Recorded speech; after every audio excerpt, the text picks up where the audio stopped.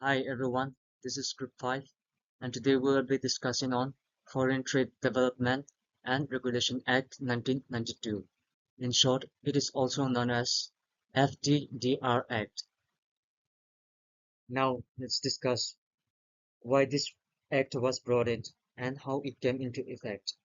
This act came into effect in 1992 and it replaced the old Imports and Export Act of 1947 because in 1991 India went through a huge economic liberalization. That's when our economy opened up to global markets. The government realized that the old 1947 Act was too restrictive and outdated. So this new FTDR Act was introduced to make Indians' foreign trade more open, flexible, and transparent. It shifted the focus from control to promotion. Let's quickly jump to its objectives and see what the Act actually aims to do. We have four listed objectives here, and let's discuss one by one. The first objective of this act was to promote exports and regulate imports. It's all about helping Indian product reach world markets while keeping a check on imports that may harm our economy. And the second objective was to simplify the trade procedure. Earlier, trade was full of long forms, licenses, and delays. This act made the process much smoother and faster for businesses. The third objective is to protect national interest. Even though trade is liberal, the government can still restrict imports or exports for some reason like national security, public safety, or protecting the environment. The last objective, but not the least, is to make Indian competitive globally. It encourages Indian businesses to produce better quality goods and compete confidently in international markets.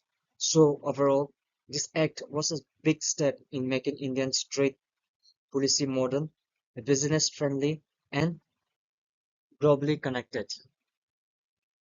Now that we have seen the background and main objectives of the FTDR Act, let's move on to the key features of the Act. For that part, Ms. Hiba will take us through to the key features in detail. So this slide is all about key features of Foreign Trade Development and Regulation Act of 1992. The first important feature is that it established centralized regulatory authority. The central government was given full power to regulate foreign trade across India. This was a major shift because before this act, the control system was fragmented. Now everything comes under one unified framework, ensuring consistency in policy implementation across all states. The second key feature is the establishment of DGFT, the Director General of Foreign Trade. This body was created as the nodal agency to handle all trade regulations. DGFT acts as the administrative authority that implements trade policies on the ground level. The third feature, and this was a revolutionary, is the mandatory Import-Export Code or IEC. Every person or business wanting to do import or export must obtain this 10-digit unique code. Think of it like a PAN card for international traders. Without this IEC, you cannot legally conduct any import or export business in India. This brought tremendous transparency and accountability to the system. The fourth and final key feature is the foreign trade policy framework. The Act institutionalized a comprehensive foreign trade policy that is announced every 5 years. This policy document provides strategy direction, outlines various export promotion schemes, and gives incentives to businesses. It gives traders clarity and help them plan their international business operations for the long term. So this slide is all So now about let's discuss the key specific features of role of the Foreign Director Trade General of Development Foreign and Trade Regulation or Act of DGFT in detail. 1992. The first DGFT important plays a feature is dual that role it in India's trade established centralized ecosystem. It regulatory acts both as authority. The facilitator central and government was regulator. given full power to The regulate first foreign major trade across responsibility of India. DGFT This is was a policy major shift implementation. because before While the this act, foreign the trade control policy is system was formulated at the fragmented. government Now level everything by the comes under Ministry of one unified framework, Commerce, ensuring it is consistency in DGFT that policy translates the implementation policy across into all practical, states. The actionable second key feature procedures. is the They establishment do of this through DGFT, the Director General of circulars, Foreign Trade. notifications, and the This operational body was guidelines that created as business the can nodal actually agency to follow handle and all trade implement. regulations. The DGFT second acts important as function the is administrative IEC authority that management. implements trade policies on the DGFT is ground the level. authority that issues the The third import-exporter feature, and code this to was a eligible revolutionary, businesses. is the mandatory Every company Import-Export wanting to Code trade or internationally must IEC. obtain this code from Every person DGFT. or business The wanting to do organization import also or maintains a export comprehensive must database obtain of this all 10-digit registered unique traders code. in the country. Think of it like a This PAN helps card in for tracking international trade traders. flows and Without this monitoring IEC, complaints. You cannot The legally third rule conduct is any as a import or licensing export business authority. in India. Not all goods can This be freely imported or prevents exported. transparency and Some items are accountability to the restricted. system. For example, The fourth defense and final equipment, key feature certain is the chemicals or foreign trade environmentally policy framework. sensitive products. The Act For such institutionalized a restricted goods, comprehensive business foreign needs trade special policy that is licenses announced every 5 DGFT years. has the power to This grant policy this document license. provides strategic Equally direction, important, DGFT outlines can various also export suspend or promotion cancel schemes, and licenses gives companies violate incentives trade to regulations. businesses. Finally, It DGFT gives actively traders promotes clarity Indian and exports. help them plan their Beyond just being a international business regulator, operations for the DGFT long provides term. various facilitation services to So this exporters. slide is all about The organized key export features promotion of foreign programs trade provide development guidance to and new regulation act of exporters and work 1992. closely The with the first business important feature community is to that enhance it India's established global trade centralized regulatory competitiveness. authority.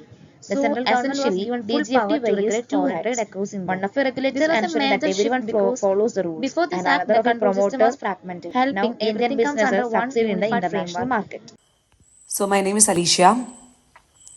Today I'm going to talking about the Importer Exporter Code, commonly known as IEC. It is a very important recruitment for anyone involved in international trade.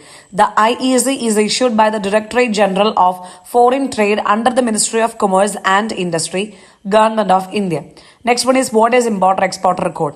The Importer Exporter Code or IEC is a 10-digit unique identification number provided by the DGFT. It is mandatory for every business or individual engaged in importing or exporting goods and services. Without this code, no person or organization can legally import or export anything from India. In short, it serves as a business passport for international trade. Next one is importance of IEC. The IEC is very important for several reasons. It acts as a primary identification number for a business involved in import or export.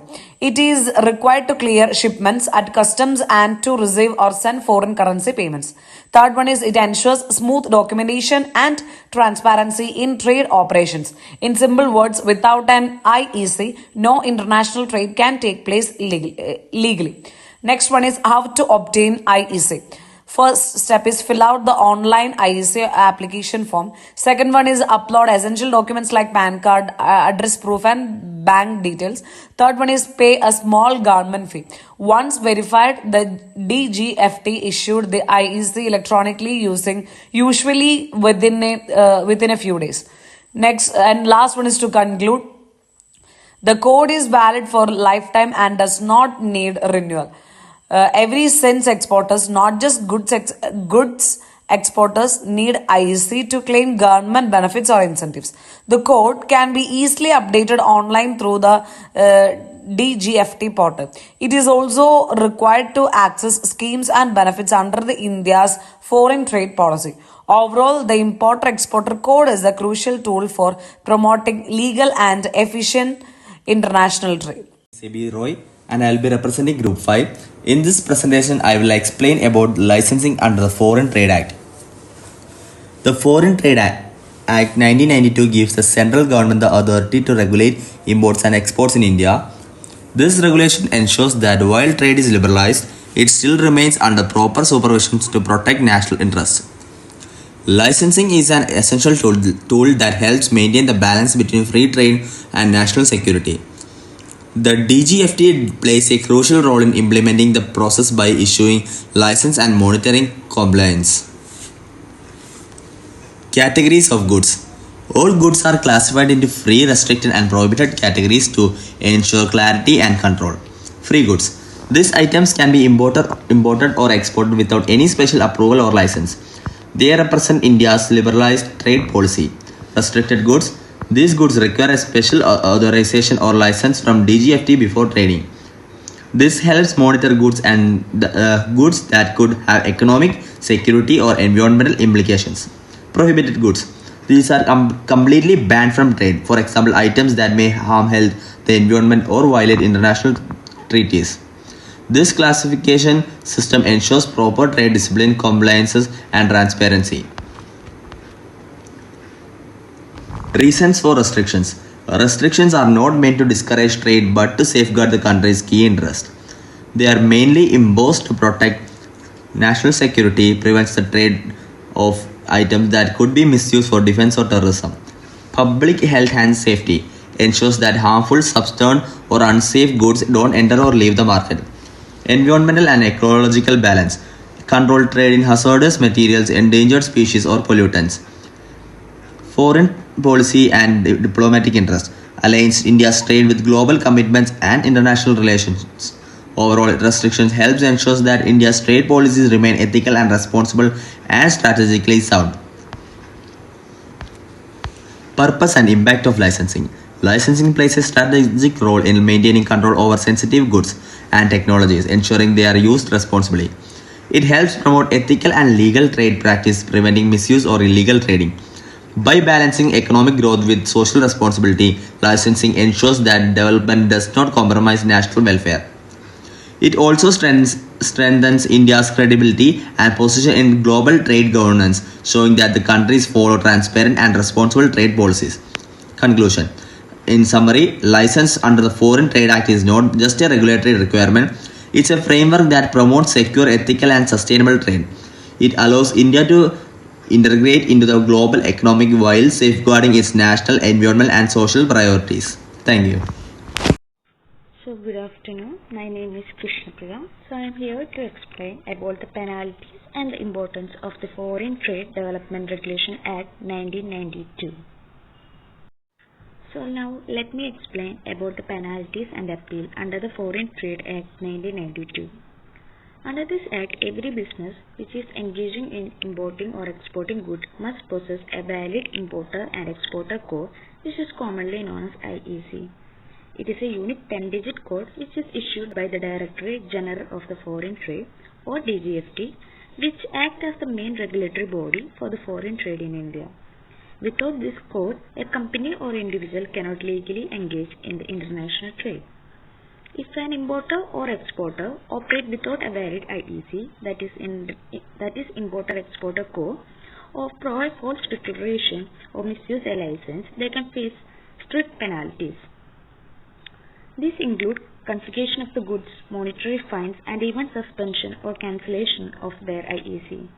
Violation of these license terms or failure to fulfill the export obligation can also attract disciplinary action from the DGFT. However, this act ensures fair treatment through a clear appeal mechanism.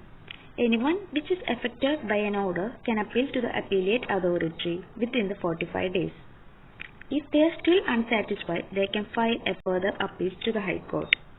Additionally, the DGFT has the power to review or revise the orders in certain circumstances, ensuring that the justice and compliances go hand in hand.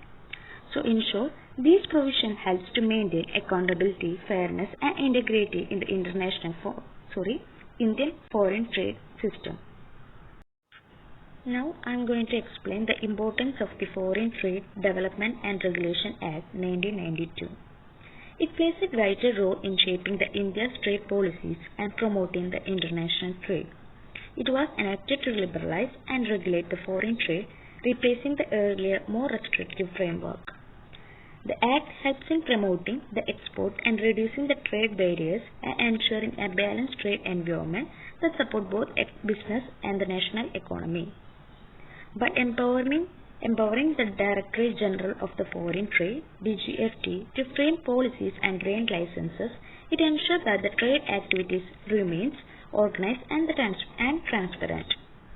So, overall, the Act is essential for strengthening the India's position in the global market and increasing the competitiveness and driving the economic growth. The Director General of Foreign Trade or DGFT is the central authority responsible for implementing the Foreign Trade Act in India. Its primary role is to regulate and manage all activities related to the country's exports and imports. By functioning under the Ministry of Commerce and Industry, the DGFT ensures that India's foreign trade policies are executed efficiently and in alignment with the national economic objectives. One of the major responsibilities of the DGFT is issuing the Import Export Code. This code is mandatory for any business or individual involved in import or export operations. The DGFT oversees the entire process of granting the IEC, ensuring that only eligible applicants receive it and that all information is accurately verified. Without an IEC, no entity can legally engage in international trade. Another essential function is licensing. Certain goods in India fall under restricted or regulated categories. meaning they require government approval before being imported or exported. The DGFT has the authority to grant, renew, or cancel these licenses. This helps prevent misuse, maintain quality control, and ensures that sensitive or strategic items are traded on only under strict supervision. In addition to regulatory duties, the DGFT plays a major role in export promotion. It introduces various schemes, incentives, and support programs to encourage Indian businesses to expand globally. These schemes often provide financial benefits, duty reductions, or easy access to essential resources. By promoting exports, the DGFT helps strengthening this position in international markets and supports economic growth. Monitoring and compliance form from another critical responsibilities. The DGFT ensures that all trade activities follow established laws, guidelines, and ethical standards. It coordinates with customs and other agencies to track violations, enforce corrective actions, and maintain transparency in trade operations. This oversight protects the integrity of the foreign trade system and prevents illegal practices. Overall, the DGFT serves as the backbone of India's foreign trade administration.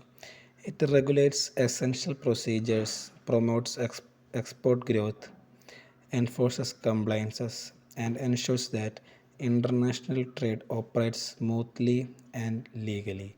The DGFT functions collectively help maintain order in trade activities and support India's broader economical development goals. Hello everyone, my name is Noel Shahji. So I'll be talking about today's conclusion. So to wrap it all up, the Foreign Trade Development and Regulation Act 1992 was a real turning point for India. Before this act, our trade system was all about the control and restrictions. But after 1992, everything changed. It became about global openness and global connection. This act made foreign trade simpler, faster, and more transparent. It gave real power to the DGFT and introduced rules like the Importer Exporter Code (IEC) and the Foreign Trade Policy, all of which made trading with the world much easier for Indian businessmen. Today, this act is truly the backbone of India's international trade system. It doesn't just regulate, it empowers, it doesn't just control, it creates opportunities. So, for short, we can say from control to global confidence, the 1992 Act opened India's doors to the world. Thank you.